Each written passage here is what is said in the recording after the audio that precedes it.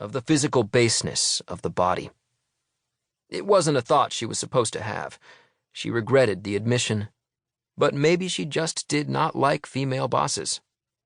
And Lou, whose boyfriend's most recent message to her machine had been, "If I hated you any worse, I'd be doing something more than just leaving you," had instantly agreed, saying, "Me neither.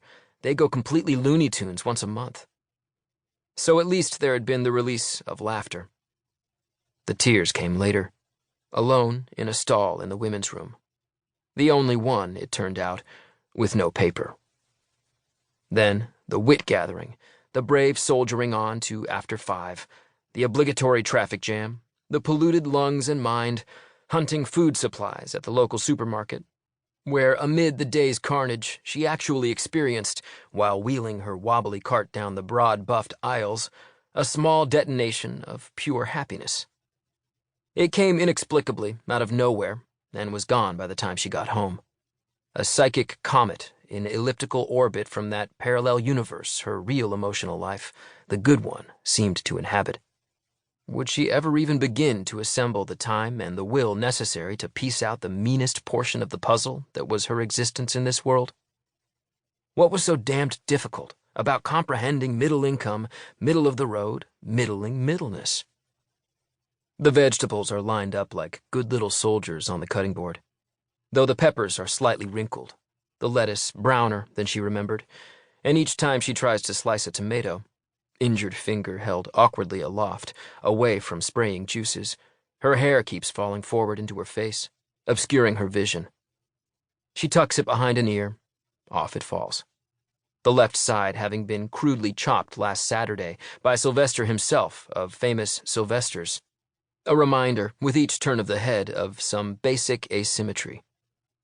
On the Sony, an X-ray tech from Bedford Falls is describing how her husband comes home from his plumbing job, packs away the flank steak and boiled potatoes, and settles down in front of the tube, wearing a chiffon cocktail dress, black nylons, and a pair of stiletto heels.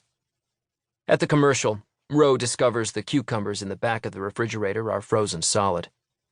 Is there time for a quick dash to the feed and fuel? The clock on the wall, a fanciful twist of wire and brass most visitors don't even recognize as a timepiece, is telling her that if she leaves right this minute.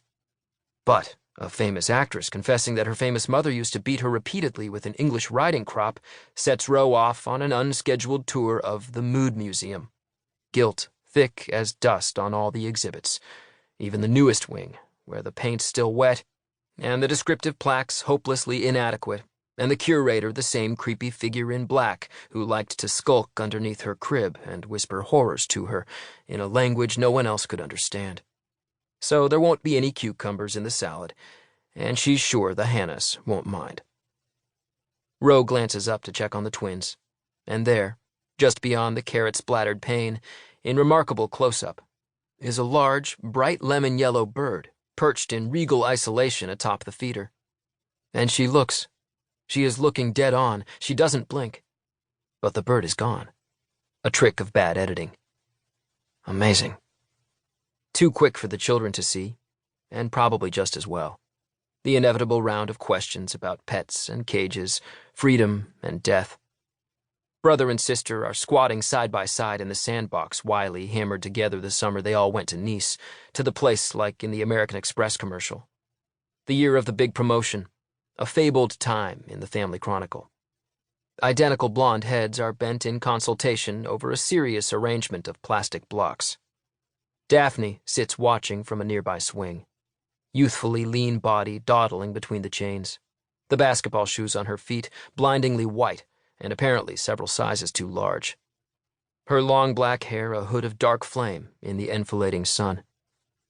She's the Avery's daughter from over on Termite Terrace, and despite the finger-scooped peanut butter jars, the bottle cap ashtrays tucked discreetly under the couch, both Roe and Wylie like and trust her.